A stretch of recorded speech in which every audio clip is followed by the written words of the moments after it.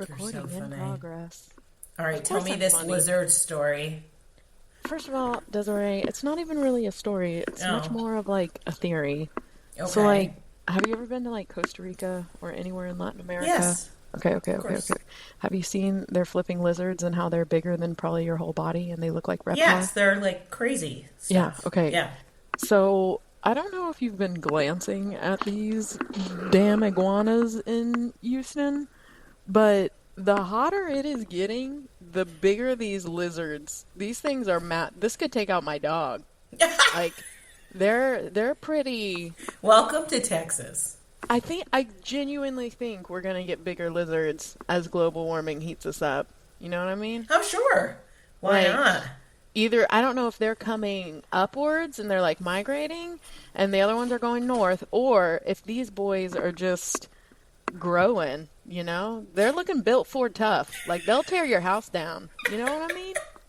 Do you know what's so funny? I think because I'm in like a planned development that I don't see many bugs. I think it would freak my wife out anyway, but like I don't even have any lizards, no bugs, no nothing. Like it's weird. Do you plants? Yeah, stuff? I mean I have worms and stuff, but I don't have I don't have like massive lizards running around my house. Yeah, I mean we're not like housing them. They're not like they don't have their own bed or anything. Like we're not like bringing them home.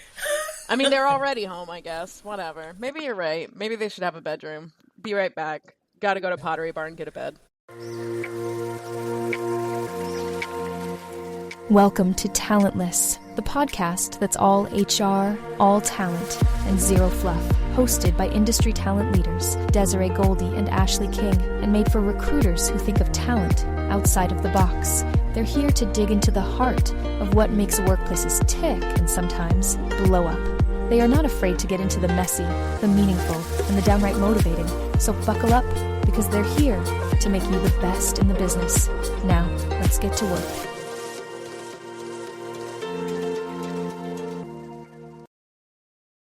Enough about the lizards, folks. Welcome to another episode of Talentless. Today we are talking industry nuances. Recruiting is recruiting until it isn't. So I just want to say, stop. It is. It's so true. Try, using your tech hiring playbook to hire a nurse. Try ghosting a union electrician and see what happens. Today we're getting into the industry-specific nuances that recruiters must understand to succeed, because what works in one vertical might fall completely in another. Let's get it going. Whoa! So this episode today, we are literally going to break down the recruiting game across 4 major industries. We kind of split these based off of our actual experience since we've been in seat in these, and we felt like this is where we could really add our best flavor. So I, in my career, have teetered in between tech and environmental. So I pretty much go in between like tech startup, apps dev development style, software engineering, that type of house.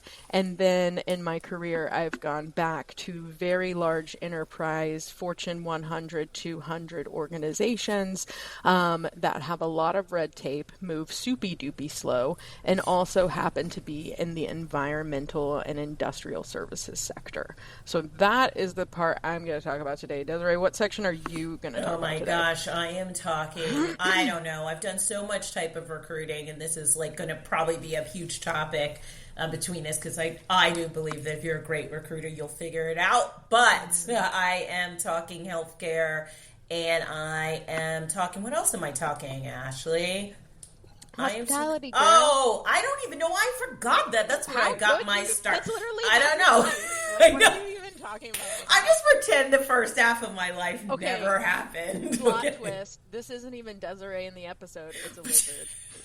Oh my God. That's why she don't know. I'm on to you. Oh my God. No, I do know. Healthcare, and we're going to talk hospitality, because I do think they're very nuanced. And I think both Ashley and I have probably recruited for just about everything, but this is what we know the best. So let's start with tech. Let's get it going. Let's get it going. So tech, what a beautiful baby. First of all, in its origin, tech was highly, highly shaped, I would have said, by its geography. So it is a location-driven industry right off the bat. Just like oil and gas is Houston and Gulf Coast, I would say that tech is going to be, obviously, your Silicon Valley, California, big startups coming out of there. Your other places, you have a few other silicons. So you have the Silicon Bayou, which is New Orleans. You also have Georgia, Hotlanta. That is a hotbed for a lot of tech startups as well. You have Little Silicon Hill Country, which is Austin, which has Google, is now home to Tesla, a lot of other big places. So I would say one thing that you need to know whenever you're going into the tech business is like, if you're someone who cares about diversifying your pipeline and cares about getting into other communities, sometimes it's kind of hard because they're not actually located everywhere. Like, it wasn't until 2020, whenever everyone went remote, that now people who were out of Virginia had an opportunity to work for Meta or to work for, well, Virginia actually might not be the best example. I think there's a Meta site out there. But whatever, Montana, okay, I don't know. Just somewhere in the boonies, all right? And now they could work there and they could get that experience, they could get that logo, and that associated a whole different value. I will say a lot of the reason that I teeter into tech, I ain't gonna lie, is because of the paycheck. You're gonna make Silicon Valley wages and be in a mom and pop environment, and hey, what a beautiful life. What a beautiful life. Well, it's so funny. You know how I feel about tech recruiting, right? Done it, been there, totally in it, right? But like, I can't stand it. And then I know people are going to be like, what are you talking about? You know, I have, so my vibe and the high energy that I bring to recruiting probably doesn't vibe with every software engineer. So sometimes we get on these calls and we're like, we're just like sitting in silence and I'm like, hey, blah, blah. And they're like, oh my gosh, you're overwhelming me. You want to know something? There was a time that I had a call with a manager, and I'm a little peppy-steppy until I catch your drift, and then I'll try to mimic your energy.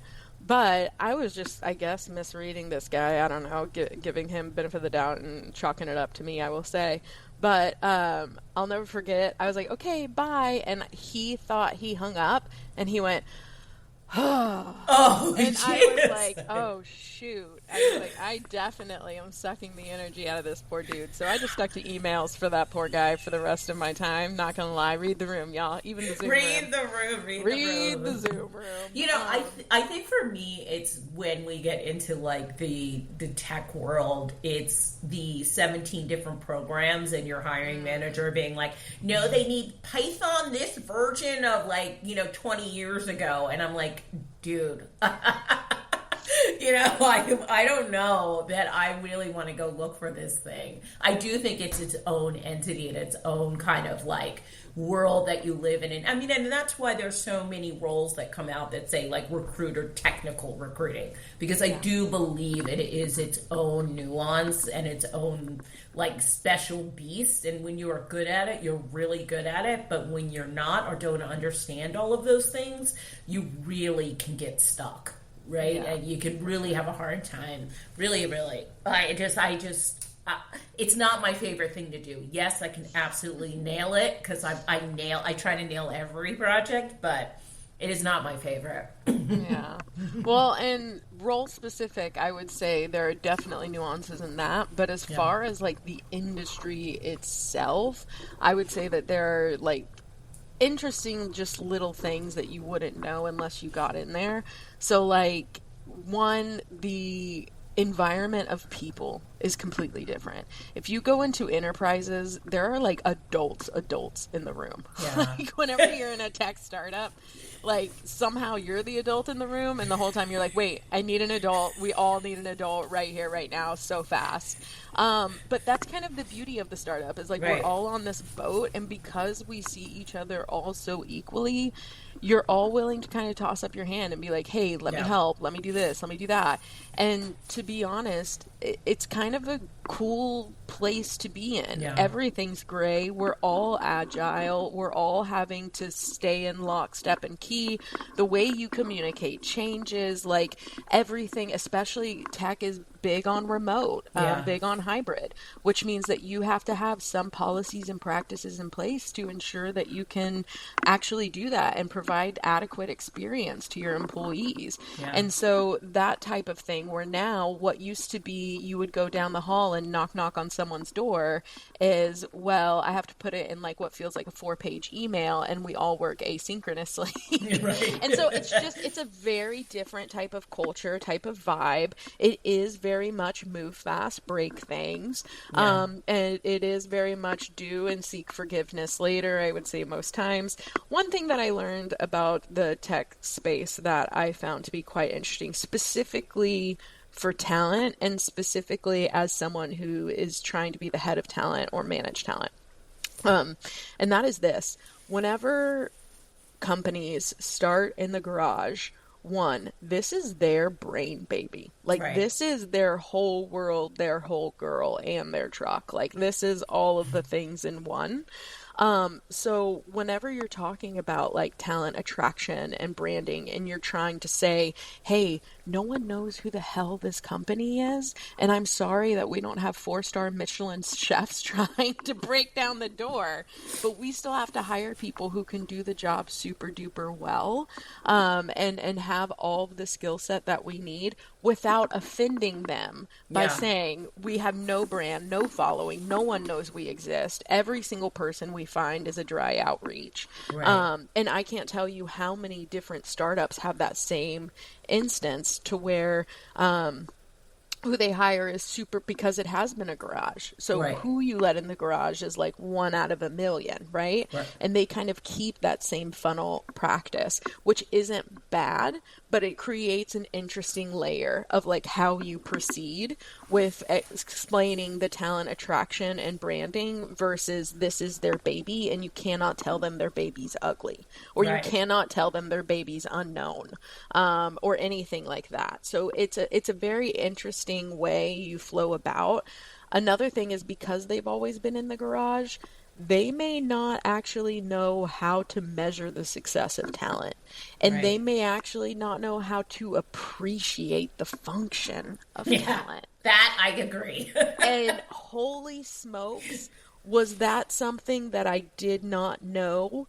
Is like, you have to teach it. And it's crazy because most of them, they had one job out of college, came up with a great idea, moved to the garage, and have had success since. So, I mean, the knowledge base that we're dealing with is so small, and the impressionism is so deep, that everything is like what you would think could be like, this is the best top tier A+ you could ever have, and they're like, that's cool, and it's like, you don't get it. Like, this is you don't understand. You don't understand. I found this purple squirrel in the middle of the woods, and you better appreciate it. And they don't. Honestly, yes. And so, very end is, things are different whenever you're in a FANG or like a VC backed like churn and burn type cycle, and you'll know that.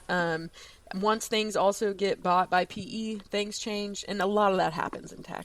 Did you agree with me too that there's like a different standard of professionalism in tech? Like when they show up in hoodies and like, you know, into their interviews, and I see this on LinkedIn all the time, people complaining somebody showed up in a hoodie. First of all, I don't care what you show up to, but in tech, it's like a different world. No one's showing up like dressed to the nines. You know, they're like, I live in a garage basement with my computer and my snacks. Like, I'm not trying to impress you. I want to wear my hoodie. Literally, you want to know something hilarious to me? Because a lot of my clients were tech-based clients, I had to go to San Francisco a lot, and I'm going to tell you right now, there is no way to tell if this man next to me is homeless or the owner of a $9 billion startup, because they are dressed the exact same. They will have holy t-shirts, chilling, like literally and just so you know, secret sauce, look at the shoes. That's how you tell. Oh my gosh, that's how you tell. That's how you tell. I've gone to San Francisco that many times, and I was like, I am confused as to, because literally I was like, this man is homeless. Should I offer him a meal? And then he popped in his Ferrari, and I was like, well, F me. Who am I? Like, what am I doing? So I say all this. Well, you know, the sneaker game is always, if you're a sneaker person, you can always tell there's a telltale sign by the sneaker game. Which, you know, annoys me so much because I really don't have that many great shoes. So I'm like, people probably look at mine and are like, yeah, she's homeless. Okay. So, like, that's the hard part. All right. All right. Hospitality. Yeah. So this is, I'm sorry I forgot about you all, you hospitality recruiters out there, but I did this for a long time. I know they're probably mad. They're probably like, we are never listening again. I think we did that last episode. You offended all the recruiters. I know. Well, this is my job. We have no listeners anymore. Sorry, guys. Just back to our moms. Those are the only two we have now. That's right. Thanks, Mom. So let's talk about hospitality recruiting, which is its own beast and probably has the opposite of what I believe tech has, right? And in hospitality recruiting, I believe you're hiring for the attitude, not necessarily the aptitude all the time. Woo! Right? I know. Boom, boom, boom. Yeah, so those, because I do believe that person becomes a reflection of that brand, right? If you're a server, if you're the person at the front of the lobby, if you're the general manager of a hotel, if you're all of these things, you reflect that brand itself, and that becomes so important as you start to recruit for this person. And unlike in tech and hoodies and things like that, if you're hiring for the head of a resort, right, you are hiring for the look and feel of them because they need to represent that brand, right? And if the interview process is clunky or weird or off-putting, they're like, I'm out. There's a million of these jobs out here that I could go get. And so you have to make the best first impression about the brand itself, what they kind of will represent, and how they best can reflect that. And it's been a journey for me because hospitality recruiting, let's talk about ghosting, okay? It's like unheard of the amount of times you can have a scheduled interview and no one shows up, right? Or you have these job fairs and you hire a bunch of people and no one shows up on the first day, right? Yeah. This is a high volume moment that really takes a lot of work, and it can be super frustrating. It can be it feels sometimes like you're not making any headway, that you might have had 10 interviews scheduled in one day and 2 showed up, right? Yeah. And that can be hard to hit metrics. It can be hard to, and then you also have this high, like, kind of turnover rate. They go into the role and then they don't show up for 3 days, you're just constantly backfilling. I believe there's a special type of person that does high volume recruiting. I believe there's a special type of person that can be in the hospitality field and do this type of recruiting because it can be the most frustrating type of recruiting. And the salaries aren't always huge, right? You're asking people to take a salary that you're like probably wouldn't even work for yourself sometimes. And that is, you have to sell the dream. Right? And it becomes more of a sales pitch sometimes than it becomes about them and their actual skill set you bring to the table.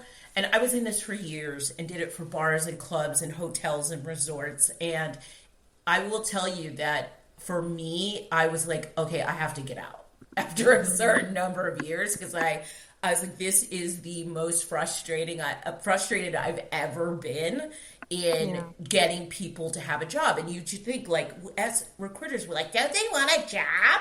They should just show up and, like, do everything they're supposed to do. That does not happen in hospitality recruiting. It's super frustrating. Yeah.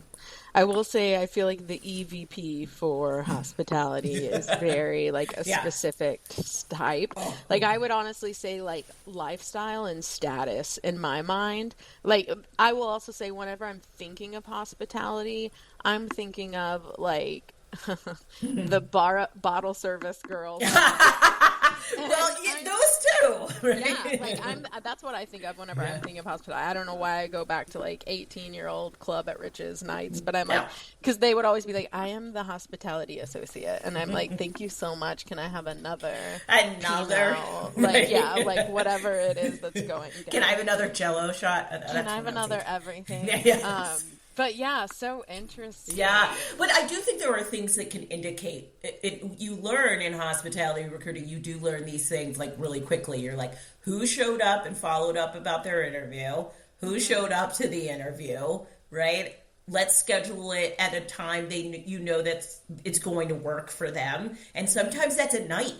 Right? Or sometimes it's really early in the morning. It's like, it's not on your 9 to 5 schedule. I remember working for a big hotel brand and having to schedule all my interviews from 5 to 9 o'clock. That was it. That was people were unwilling to do it any other time.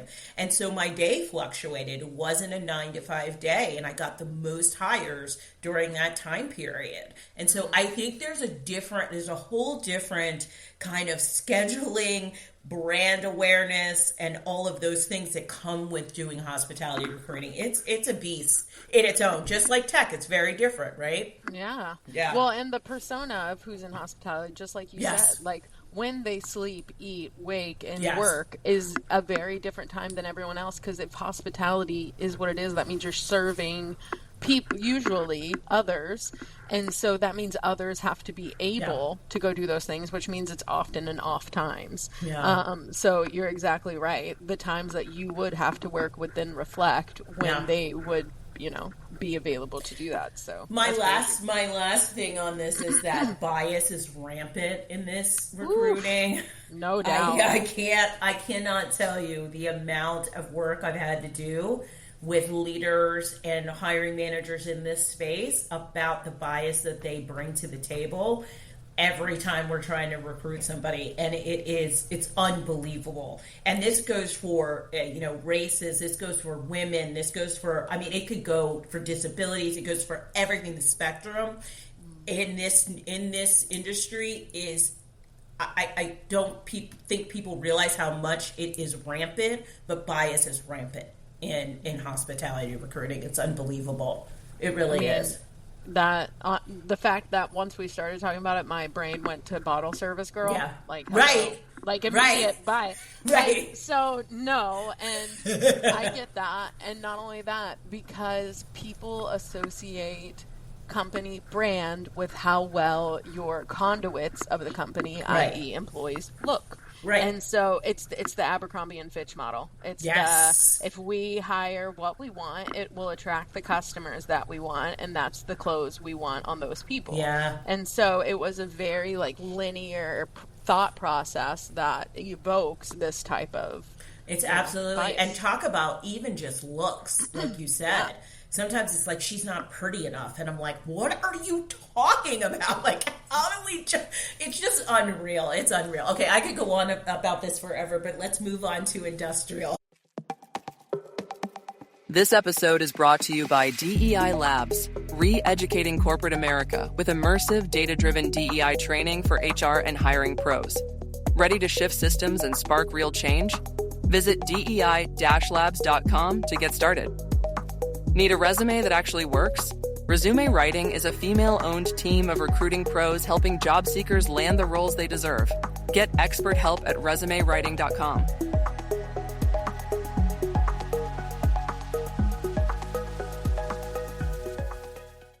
Okay. So, I love industrial environmental, y'all.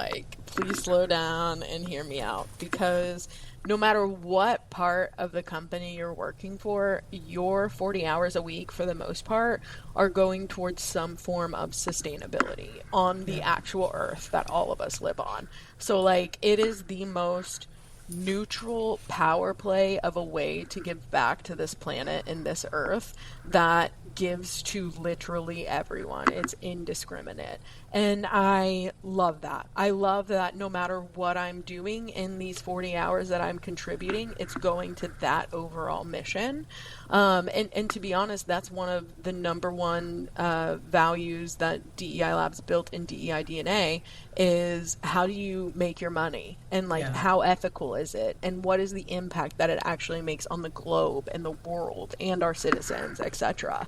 And so to me, like I said, it's just, it has a whole different meaning of work than it does whenever I'm working for perhaps someone else's dream, CEO in the garage startup and making that happen. Is that meaningful? Absolutely. Does it contribute to a bigger cause? Not always. Right. And so that's where this really comes in. But there's definitely nuances of the environmental and industrial sector, because most of the times these are enterprises, because it is an industry that has existed and will exist forever.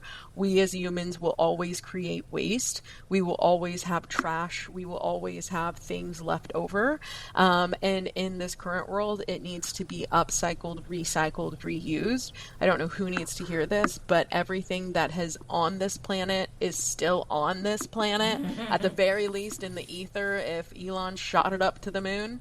But everything's still here, and everything just gets remixed up and recreated again in a new form. And the hard part is, if we're not doing it right, we're making small weapons because of how many chemicals we're using to do it, versus undoing it and leaving it in its state and upcycling it as what it is. So I say all this to say some of the nuances in this is that you have a big mesh of white collar and blue collar. And I mean, you're talking polar people. So you have gentlemen who are dealing, and ladies who are dealing with waste all day, high hazardous in these hazmat suits, sweating in 110-degree heat all day, that still somehow have coordination and correlation to someone who is in a fully air-conditioned office, only works with technology. And so there are these two very separate partners that you serve in environmental. And so it really gives you the gamut. And so all of your candidate selection processes, all of those things are going to be very intricate, because you may have CDL drivers who, as long as they've worked somewhere for 1 year and they breathe, hire them. Right. And honestly, they leave for 50 cents. So that is a revolving door of talent, versus if you're hiring for someone that is a manager or a director, if they haven't stayed somewhere more than 5 years, then that's not a good look. Right. And that may indicate that they leave somewhere for 50 cents, which is crazy. And so, because that wouldn't be that type of persona. And so the personas that you try to attract for in these type of businesses, it just really is so diverse. And I love that, because to me, the blue collar really feels like home. Like if you go to plants, incinerators, recycling, MRF sites, anything like that, it's just very homey for me personally. Yeah. So, isn't shift work like a thing too? Like what shift you're offering? Yeah. Like that third shift nobody wants, or that first shift everybody wants. And it's like, and you call them and you're like, it's third shift. They're like, click. Correct. Talk about so it. There's specific, so you can have a DuPont schedule, which is like, it's a rotating schedule. And so they're 12-hour shifts that just rotate. It's like, there is a exact like acronym and place for it, but it's usually like 2 on, 3 on, 4 on, something like that. Yeah. And they rotate. And so you are exactly right. Things that will make people in the industrial side of the environmental services business leave is going to be the money. It's going to be how much they make, because that's really what it comes down to. No matter what, their butt is in a seat driving a car. They don't care whose car. They care about how much they're making per car. But the other things that impact that, and it usually takes a professional leaving somewhere to find this out, is they may pay you 50 cents more, but they may not care about safety regulations as much and may rush you to a job and then dock your pay whenever you don't get there in time. Or they may not care enough to do routine maintenance on the trucks or even provide you with the appropriate tools. So now that's coming out of your paycheck. And so there's a lot of things where whenever you do attract these individuals for talent, some of the best ways to retain them is to really package your benefits in a really great way, to be like, hey, we pay for your tools. We do all of the preventative maintenance on your truck every night while you're asleep in bed, and have a maintenance team doing it overnight on site. We have like those type of weird nuances that are very field niche knowledge you only know if you've really gone to the site, talk to your customers, know your hiring manager. That's the type of stuff you're going to need to know to really recruit people in industrial, because even the way you do it is different. So like if you get to know your CDL drivers and you ask them like, hey, what do you listen to in the car? What are the radio stations? What are you listening to Spotify? Do you listen to podcast all day on this 12-hour shift? If so, should we be sponsoring ads in podcasts so that way we're attracting more people that also do this?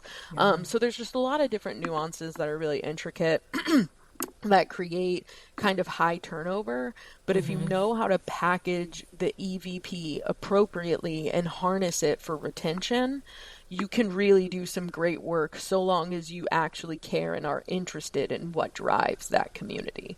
Yeah, I also think you brought up a good point, and this goes across all 4 lanes we're talking about, and probably every type of recruiting, is finding those candidates where they're at, right?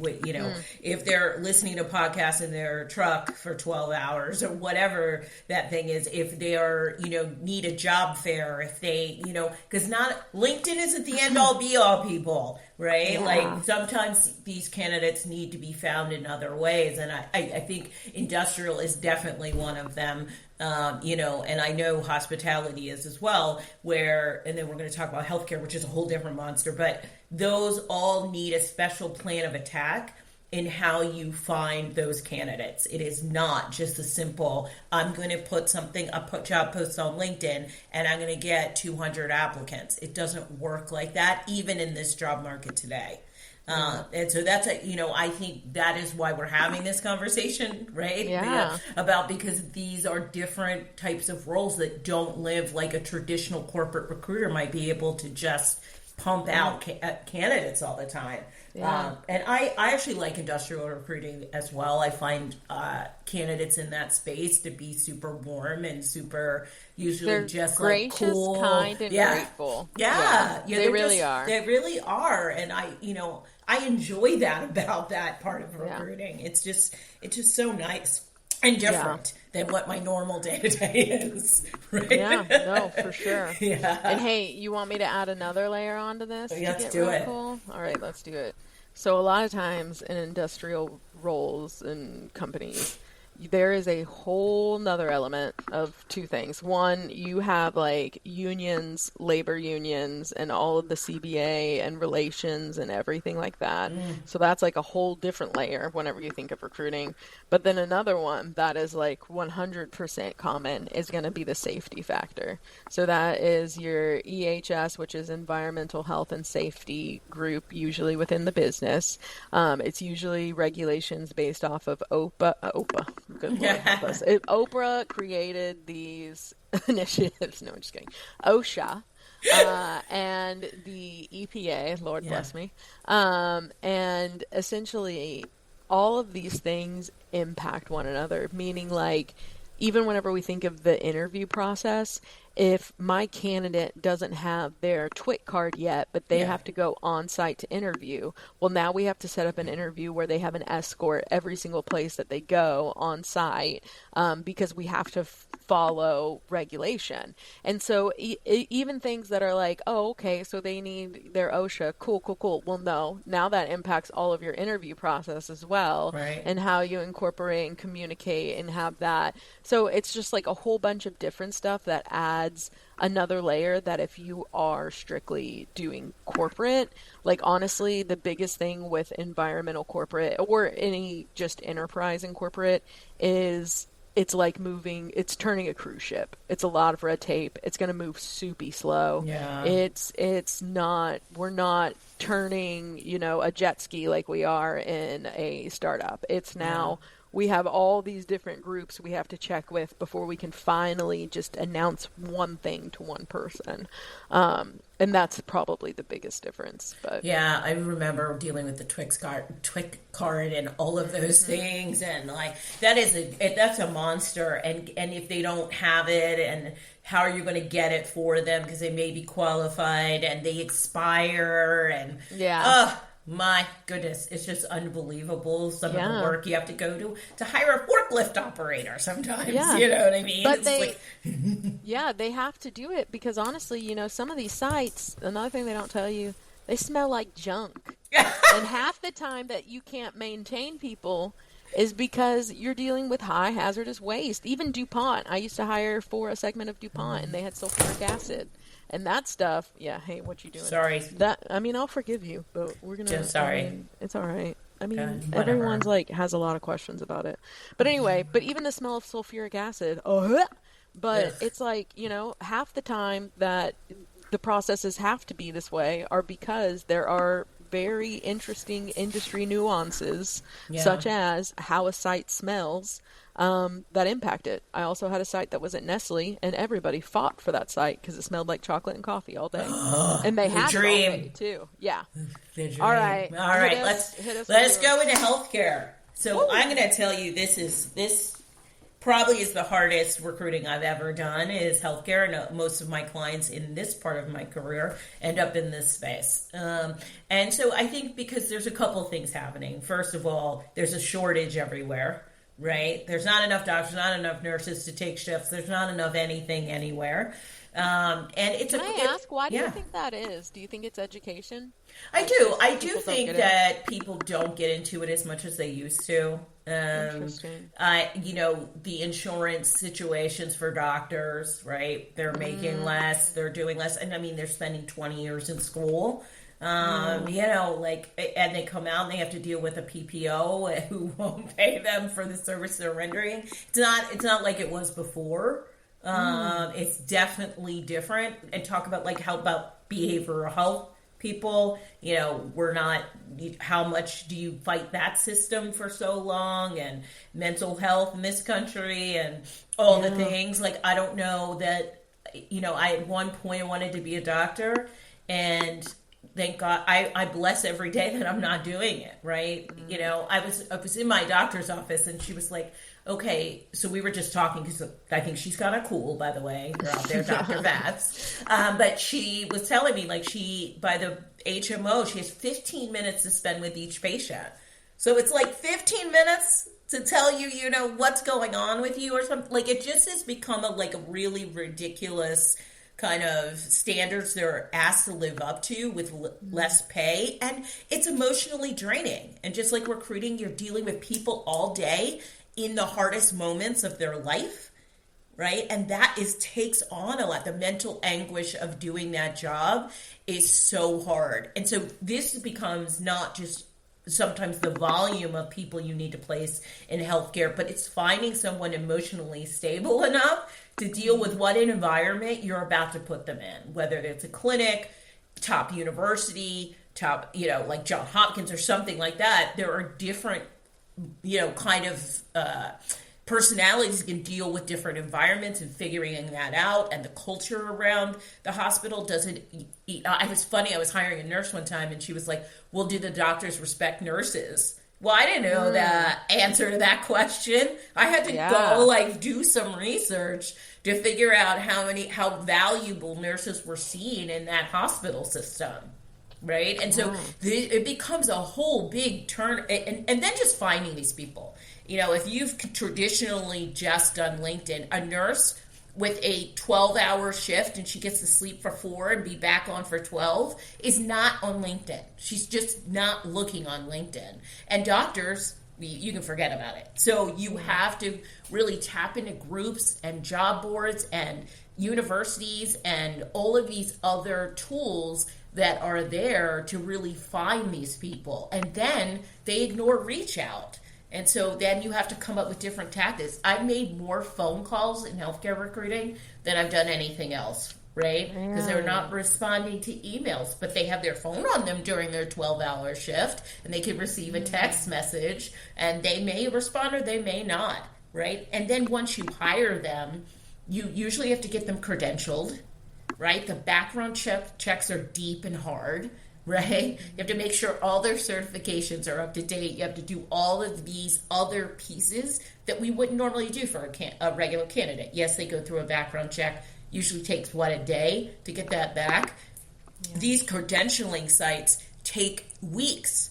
So you've hired the person, they can't even work for a month sometimes until they've gone through the credentialing system for that hospital. And we don't think about this stuff in regular recruiting, but in healthcare recruiting, it's essential into how you get this job, how you get the job done. And so, and traveling nurses, how much travel are they willing? I mean, I could go on and on about, but I also have seen some great things happen in healthcare recruiting with these huge sign-on bonuses because of the shortage. So I've seen, if you can be an advocate for your candidate in this space, they are willing to bend. And I think that's not always true in every kind of industry, but in healthcare, they're like, I don't care. Like, I need a nurse today. I need a doctor today. What is it going to take to get them here? Or if they're already credentialed through the system, it makes it even better. And you find that purple squirrel in healthcare, and they're willing to pay dividends to get that person in, especially if they have a very high rating. I probably do more research in healthcare recruiting about that person than I do. I mean, Googling them. Oh, yeah. Reviews. Like, I don't know if you do this, but when you go to the doctor before you're assigned, now that I think about it, like, of course I would. That makes more sense. Like, you would dig deep into, like, whether they were good and if they have complaints against them, right? Yeah, lawsuits, hello. Right. Pending. So one question I have, tell us about, like, I feel like there's probably a lot of license nuances. Yeah. Like, that's one thing. Like, state lines are a much, like, state lines for even CDL don't matter anywhere near as much because they are interstate drivers most of the time. But I feel like for this, that would be, like, I have no clue how that even works or, like, how you do that. Yeah, so, like, for doctors and nurses alike, and this may fall into other ranges, like ophthalmology, I'm not sure, but I know for nurses and doctors, which has primarily been my focus over time, though I've done a lot of nonprofit in that space as well, which is different as well. But nurses and doctors, they usually are licensed in more than one state just because of the nature of the healthcare world we live in right now. They've moved around or jumped hospitals or something like that. But it's usually very specific. Like, a doctor might be licensed in Boston, New York, and Florida, right? And if he's not licensed, but he's the perfect fit, you need to get him licensed in that state. Now, the process, depending on the state, is either really short or really long, right? And so you usually, when you're working with a system or an organization, they'll tell you, here's the states we're willing to get somebody licensed in. Here's the states we're not willing to because of the process and the cost. So it really, I encourage people who do this type of recruiting to really dig in at the intake. Yeah. Right. I don't care if it's ChatGPT, you have to ask a million questions about healthcare recruiting, but that intake is long and the questions are different. It's usually not what personality are you looking for to meet the culture. It becomes less about that and more about the back end stuff, about licensing and, reviews and all of these other touch points. And what is that organization willing to do to get the right candidate? Then it becomes about the upfront stuff. Because if you can get nurses and physicians on the phone, you better have all the answers right then. Because they're going to be like, boom, boom, boom, boom, boom. Here's the questions I have. And if you don't know the answers, they're like, sorry, bye-bye, and you'll never get them again. Yeah, absolutely. So, the intake becomes huge. Yeah. Well, and so, okay, let's see. So healthcare just sounds like a crazy beast. It is. It's really not. what I think. No, it really is. No, healthcare and that's why, I was talking to our good friend Lori the other day about healthcare recruiting. And you can't put somebody up all the time for a healthcare role as a recruiter unless they've done that space, because they won't know the right questions to ask. So anyway, we could probably go on about all these industries for so long, and we'd love to hear your comments and questions about any of this as well on any of our social, or even just, drop a question on our website. We'll be glad to answer. But before we wrap, you know what time it is. It's the part of the show where we've rebranded it from it you didn't know before to Talent Outside of the Box, because that's what this segment is all about. So let's get into it. This is where we talk about the psychological and cognitive side of the topic we've been talking about. And so I will turn it over to Ashley. All right. Well, guys, in today's episode, we talked about how recruiters cannot copy and paste their approach across industries. You have to understand the emotional, logistical, and cultural realities of each vertical. And knowing that context is truly how you build credibility. Curiosity builds trust. And if you want to stand out as a recruiter, know the game that you're playing and the rules that it comes with. And so because we have had the great privilege to work across a few different industries, one significant thing that Desiree and I have recognized was a shared valuation of the qualities that they sought in their candidates. So although each industry is intricate, nuanced, and different, we did see a few running themes whenever they wanted to see candidates. And so they said these terms in many different ways, but these are essentially how we chalked up the top 3 qualities that hiring managers are wanting and that we've seen consistently across the industry. So number 1 is going to be an autonomous learner. So this is someone that whenever you ask them, hey, how do you figure something out when you don't know it? Do they say, oh, I go ask my friend? Do they say, I Google it? Do they say, I just sit and wait for someone to explain it to me? That type of individual's answer lets us know a few things. And if the answer is, I Google it, I seek out the response, I go for it, that is kind of indicative of an autonomous learner. Autonomous learners are proactive. They're polymaths. They're curious. They will actively teach themselves how to do things and get things done because it's an intrinsic valuation to them. They enjoy learning and they seek it out autonomously. The next one is going to be grit. Grit is a very, very big quality that we hear of all the time. The way that this is most often defined and how we've kind of bucketed it is perseverance. They're looking for work ethic. They're looking for stick-to-itness. They want to see people who can go through the ringer and come out the other side and stay continued going. And as someone who has the work ethic of if it's not good, it's not done. And they continue on until that point. And then lastly, one of the skills that we've seen just all over the place is going to be communication styles. So these are people who simply understand boundaries. They get professionalism. They have executive presence. They know when to be a strategic partner. They know when to be a listener. They know when to be a guider or a questioner or someone who's pushing back. They have an excellent flow of how they communicate, and the medium and the method at which they do that matters. So these are the 3 qualities that we have seen over and over again that managers ultimately are looking for. May not have a name on it, but this is what we've labeled them. So if you're a candidate, this is what you need to have. If you're a recruiter, hey, this might help you find what it is that you're looking for with your manager. All right, guys. That's awesome. Talent outside the box. That is great. I even learned something every time we have those. So listen up for those. Did you? What was it this time, though? It was the grit one. Really? I know it, but I don't know I don't. I mean, I know. It's psychological weird stuff. Yes. I know. If you want to be educated on this show, you listen to Ashley. If you just want to have me ramble on, Pooey. you can listen to me. Just joking. Anyway, that's it for today, folks. Thank you for joining us on this crazy roller coaster we call Talentless. Listen to us wherever you get your podcasts. Follow us on most of the social media sites at Talentless Podcast. And guess what? We have Patreon now. So if you really want to support, please go to Talentless Podcast channel on Patreon. And there you're going to find bloopers, hot takes, and all the things that you don't get to see based on what? She didn't even know this. Find this out?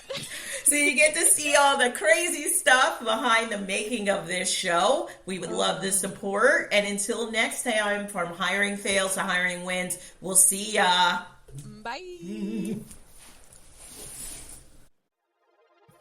I'm Desiree. And I'm Ashley. And thanks for listening to Talentless, where we keep it real in the world of HR. If you loved what you heard, don't forget to hit subscribe and give us a follow on Blue Sky, Instagram, and LinkedIn. We're here to keep your feed packed with everything you need to level up in recruitment and HR. And be sure to subscribe wherever you get your podcasts. And hey, don't miss out. Sign up for our newsletter for fresh insights and follow us on socials to stay connected with both Ashley and me. Thanks again for joining us on Talentless. Until next time, we'll see you then.